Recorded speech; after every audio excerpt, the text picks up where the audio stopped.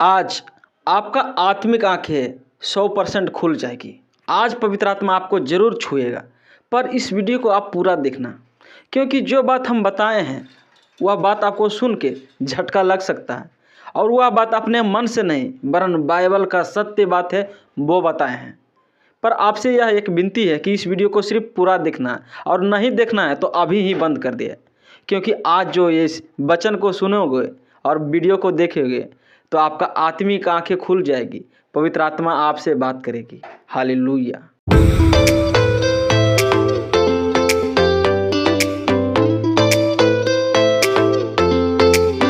सभी को जय मसीह। क्या आप जानते हैं कि दशमांश देना चाहिए या दान देना चाहिए? सभी विश्वासी को किस प्रकार से इस मसीह के नाम से ठगा जा रहा है, उसके साथ फ्रॉड किया जा रहा है, लोग समझ नहीं पाते। इस मसीह के चमत्कार को देख के, इस मसीह के महिमा को देख के वह विश्वास के नाम पे लूटा जा रहा है।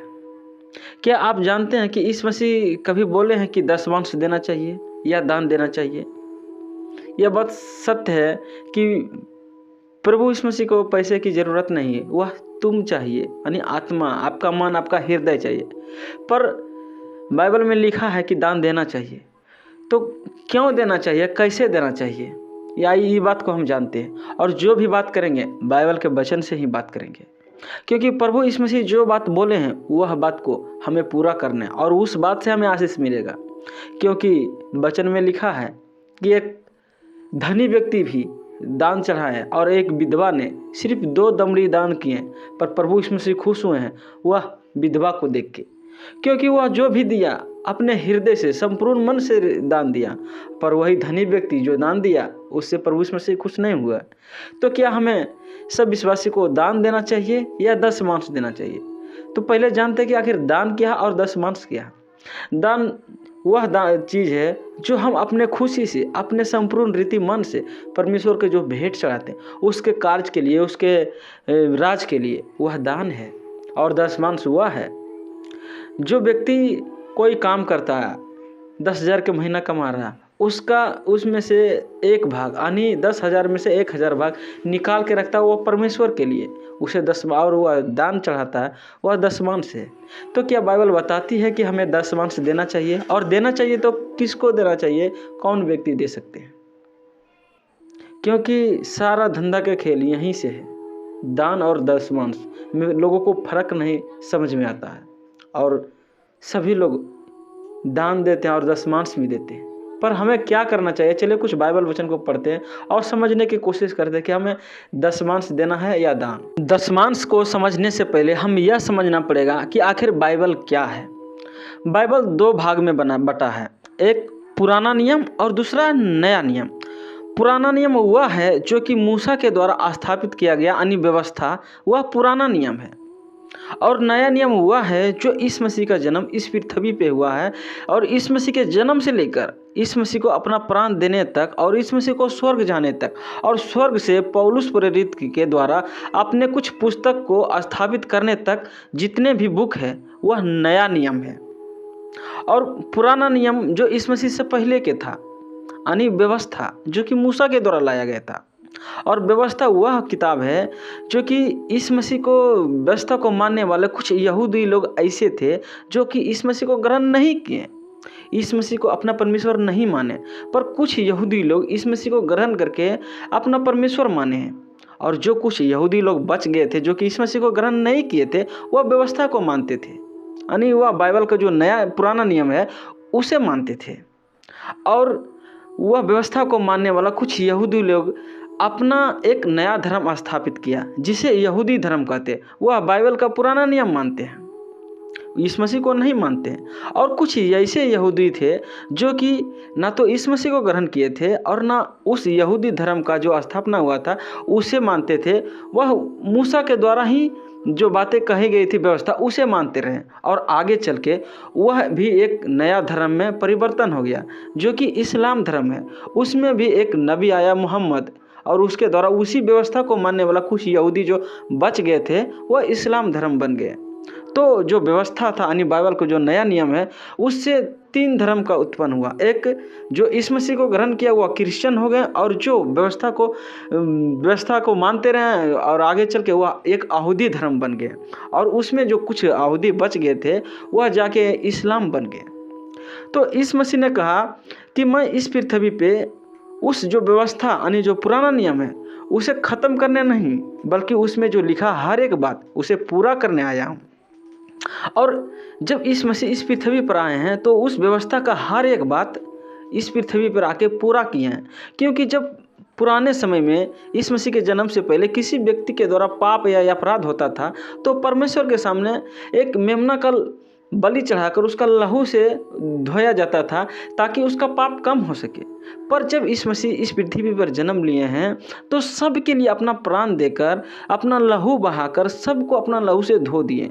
तो अब जो यीशु मसीह को ग्रहण किए हैं, जो यीशु मसीह को मानते हैं, और उसके द्वारा जो पाप होता है तो यीशु मसीह के सामने गलतियों को क्षमा मांगते हैं और उसे अपना लहू से यीशु मसीह धोते हैं। वरना पहले पुराने समय में जो यहूदी लोग थे, जब उसके द्वारा गलती होते थे तो बलि चढ़ाते थे, पर अब यीशु मसीह को मानने वाले बलि नहीं चढ़ाते। तो इसलिए जो पुराना नियम में जितना सारे नियम बताया गया है, जो भी बलिदान हो और जो भी तरीका हो, वह अब नहीं मानते। जो यीशु मसीह को मानने वाला, जो यीशु मसीह कहे हैं, जो यीशु मसीह करें वह मानता है। और नया नियम में कहीं नहीं लिखा कि 10 मांस देना चाहिए। 10 मांस पुराने नियम में था, पर प्रभु यीशु मसीह ने उस 10 मांस को और जो भी बातें था, जो नियम था, उस सब को पूरा करके उसे ख़त्म कर दिए हैं और एक नया तरीका बताएं कि किस प्रकार से अब मेरे मार्ग पर चलना है।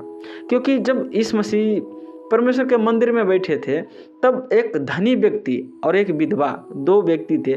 धनी व्यक्ति भी अपना दान भेंट में चढ़ाएं और एक विधवा भी चढ़ाएं, पर यीशु मसीह उस धनी व्यक्ति से खुश नहीं हुए हैं। उस विधवा जो कि सिर्फ 2 दमड़ी चढ़ाएं उससे खुश हुए हैं। हालेलुया। तो यीशु मसीह मरने से पहले जब अपना क्रूस पे थे तो उन्होंने कहा है कि पूरा हुआ, जो कि यीशु मसीह व्यवस्था के सारे नियम को ख़त्म करने नहीं पूरा करने आए थे। ख़त्म नहीं, पूरा करके उन्होंने कहा पूरा हुआ और अपना प्राण को दिए हैं। हालेलुया। तो यीशु मसीह को मानने वाले उस नया नियम के पुराना नियम में जितने भी बातें हैं उस नियम को ना करके, परन यीशु मसीह जो बात कहे हैं, यीशु मसीह जो मार्ग बताएं उस मार्ग पर चलें। चलिए कुछ वचन को पढ़ते हैं कि आखिर 10 मांस क्यों नहीं देना चाहिए और दान हमें क्यों देना चाहिए। मत्ती अध्याय 5 वचन 17-18। यह ना समझो कि मैं व्यवस्था या भविष्यवक्ता की पुस्तकों को लोप करने आया हूँ।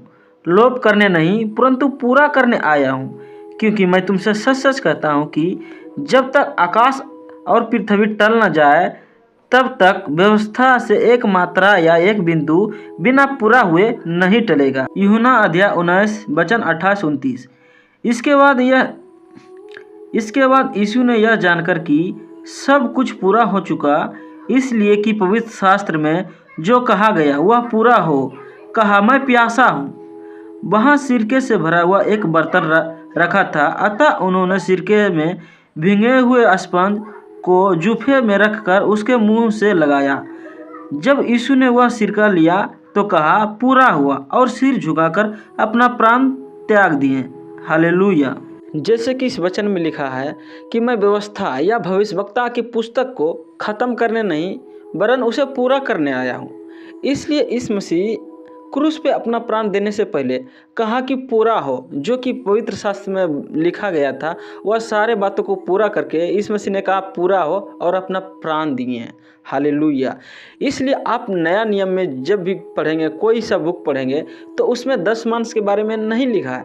10 मांस नए नियम में, जो कि बाइबल का नया नियम यानी व्यवस्था, उसमें लिखा है।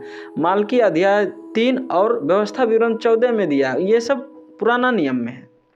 नया नियम में दान के बारे में बताया गया। तो हम जो यीशु मसीह को मानते हैं वह सब विश्वासी हमें 10 मांस नहीं दान देना चाहिए। और किस प्रकार से दान देना चाहिए, आइए कुछ वचन को पढ़ते हैं जिससे कि हमें आशीष मिले। हालेलुया। 2 कुरिन्थियों अध्याय 9 वचन 6-7। परंतु बात यह है, जो थोड़ा बोता है वह थोड़ा काटेगा भी, और जो बहुत बोता है वह बहुत काटेगा। हर एक जन जैसा मन में ठाने वैसा ही दान करे, ना कुड़कुड़ा के और ना दबाव से, क्योंकि परमेश्वर हर्ष से देने वाले से प्रेम रखता है। हालेलुया।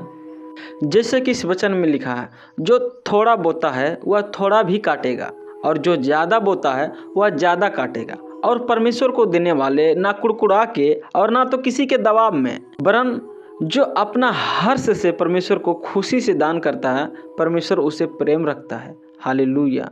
पर जो 10 मांस के बारे में लिखा है वह पुराने नियम में लिखा है, यह दान के बारे में लिखा है।